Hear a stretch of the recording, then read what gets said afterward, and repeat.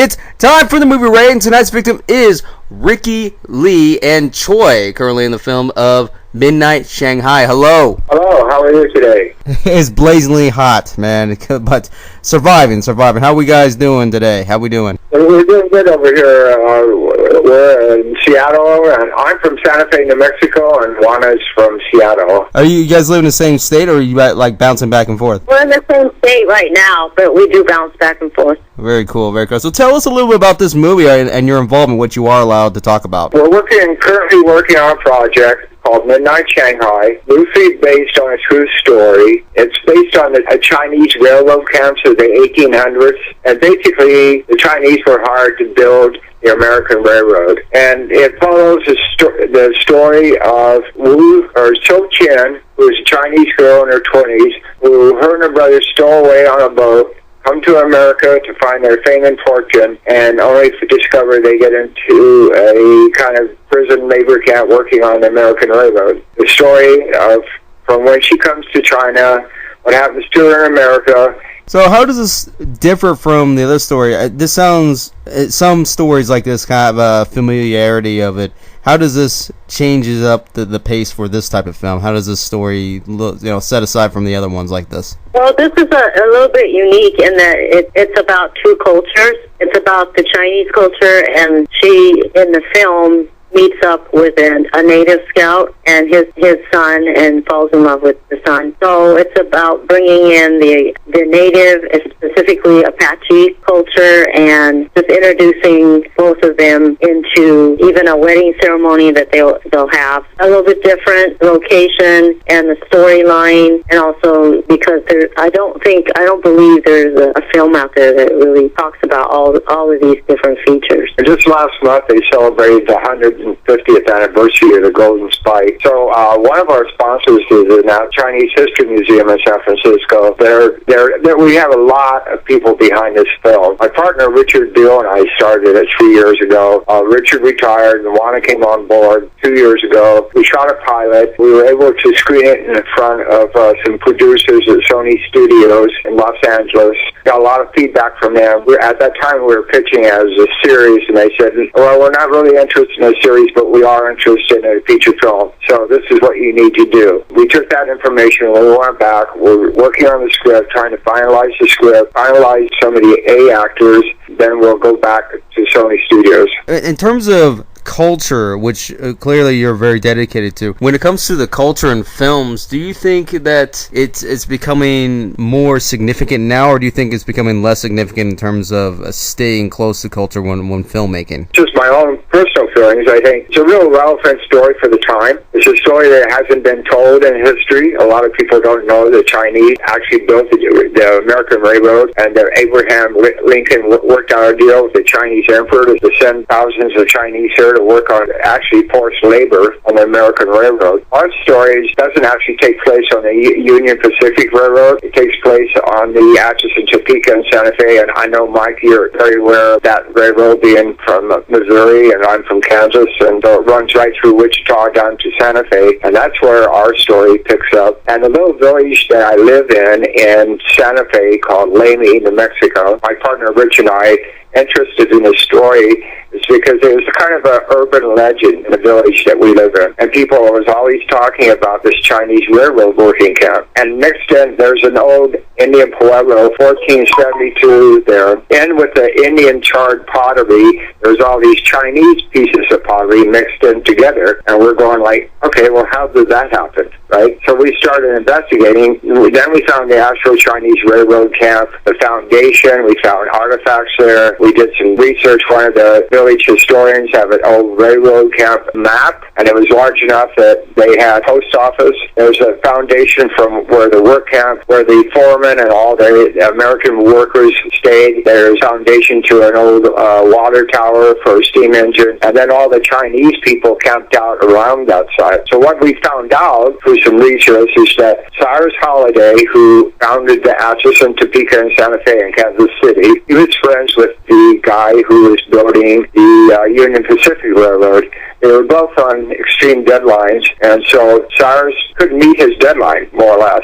So this guy from the Union Pacific decided he'd loan him like 1,500 Chinese to come in and meet his deadline. That's kind of how our story developed. But the story is an empowering story. All the 5 lead characters are women, 2 Chinese women, Anglo woman, Mexican woman, Native American woman. I think, again, that's what makes this story special. Well, it sounds very special. And when it comes to the culture aspect of things, of course, there's tons of films out there that do very well. And there's exaggeration too. But in terms of getting nitty gritty, right, what happened in that time area, that time period, it makes it more sense to the public that are not familiar with it, we're not into history or anything like that, but can still draw a general interest. There's a lot of reasons it fits the culture now. I mean, for one thing, it's an immigrant story, and we all know what's going on with that in our country right now. I mean, this country is built on the immigrants' back, more or less. Like Ricky was saying, it's an empowerment story. It's a story about a female that caught up in the American culture and how she's enslaved. It's a feel-good story because she gets rescued and she empowers herself. Do you think this is going to go smoothly better in the foreign markets compared to the U.S.? We have a foreign market. Through circumstance, we both ran into a lady who owns a Chinese Netflix in China. They have 99 million viewers. And so they're very interested in the project as well as Sony Studios as well as Netflix. Right now, we're just in the development stage. I mean, we shot the pilot. We shot the pilot on a very streamlined budget, almost like no budget. But anyway, we did a nice job. It was a nice calling card. It got us into Sony Studios. Right now, like I said, we're trying to develop the script to meet the qualifications for the studio. We're also looking at our dream list of characters. Now, Troy, you can jump in on this one. Comes to Impressionism, do you think it's becoming weaker or stronger in film? Both of you guys can jump in on this one. I can just speak for our film, but I think we've done a really good job at character development in the story. Basically, the studio told us we want to see more martial arts, we want to see more of a love story, and we want to see the Chinese girl's life from beginning to the end. And so we've gone back. So, I mean, it's kind of a Chinese Western martial arts chick flick. But it's always interesting with these types of films, with like having to cross over the U.S. And oftentimes, they're generated to being either positive, people accept it, or people are just going to be on the fence about it, and they're like, yeah, this sounds pretty good in terms of where this is going to, the direction it's heading. I mean, you guys are not putting a label on it. You're not incenting something that is going on right now, like comparing between what's now and then, and you're trying to tell a story of what happened and what the issues were at that time, and almost a little bit of reflection of what's happening now. Right. Our story touches a little bit about discrimination of the Chinese, how they were treated back in the 1800s when they were working on the railroad. It's a little bit of history that most people don't or know about. I think as far as just getting a little education in there, we're not rewriting history. We're just coming out and bringing some of the true historical facts, incorporating that into the movie, but it's also an entertainment piece. There's a lot of stuff that is not exactly historical. The characters were not real people. The girl didn't come from China, but we just made that one up. There is a lot of, same in the native culture, but there is a lot of Chinese that are descendants of the Chinese work camps. Matter of fact, Wana, who came on board 2 years ago, her grandfather came to America working on the Chinese railroad camps. Her father went through his whole life trying to find her grandfather's remains and went to his grave, never finding Wana's grandfather at all. He was last seen in Carson City, Nevada in the late 1800s.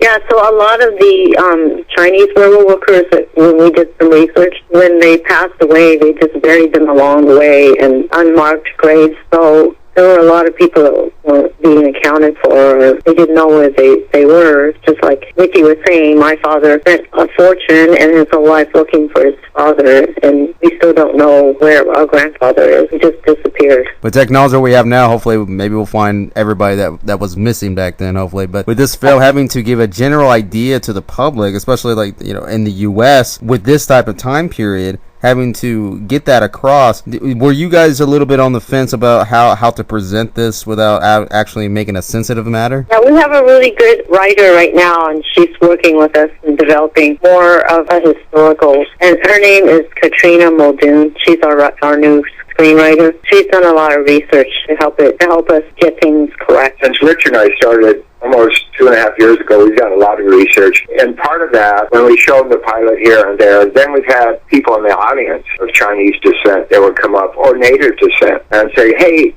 this is our family story. Hey, this happened to us. This is what happened to our relatives. So it's still relevant. Even to this day, there's still people that this still affects their lives, on a daily basis. It's only two generations ago. Yeah, and we also met a Japanese-American woman here in Seattle who told us her grandfather worked on the railroad. So I guess when they ran out of Chinese workers, some Japanese railroad people worked on it too. And I think with our new scriptwriter, Kathleen has really captured the essence of this Chinese girl, To Chen. Do you think this film might actually help society in some ways? Like you mentioned, it has helped some of the natives in terms of their own lives, because this is kind of hitting home in some aspects. This is not just storytelling an immigrant or something. This is kind of moving forward from basically storytelling in the future from what was happening in the past. Now, having to work within this, how long do you think this will be fully completed? Or do you still want to make the series as well, or are you just focusing to get the full length out and then the series? That's still up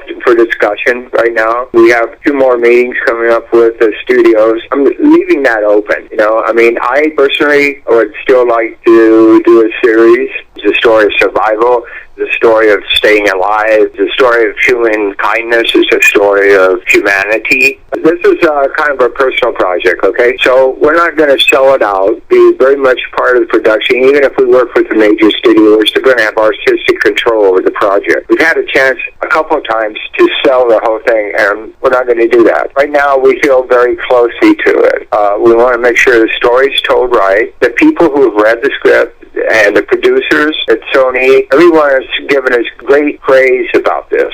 It's a story that has never been told before. Now go ahead and plug in any websites. Yes, we have some trailers. We had a website. We're going to be putting that up. Yeah, we took a lot of stuff down because we had a website for the pilot. We had a lot of clips but we took a lot of that down because we're kind of in the transition of going from the pilot to the movie. When that happens, then we're going to open a big website, another new Facebook page. We're on IMDb. We're really excited about it. We've gotten a lot of interest. Good friend Julia Jones from all the Twilight movies, she wants to play the lead Native American woman. We have, Lucy Liu that we'd like to play a role as an older Chinese woman in a film. My friend Nick Nolte would like to play the sheriff. So, it's kind of a collaboration of friends and family. I think that's going to come out on the screen as well. I personally like to work on a set that everybody's totally engaged and totally committed to the project, and there's not a bunch of egos floating around. That's how I like to work anyway. I'd also like to say thank you to our other producer, Gary Hall, who's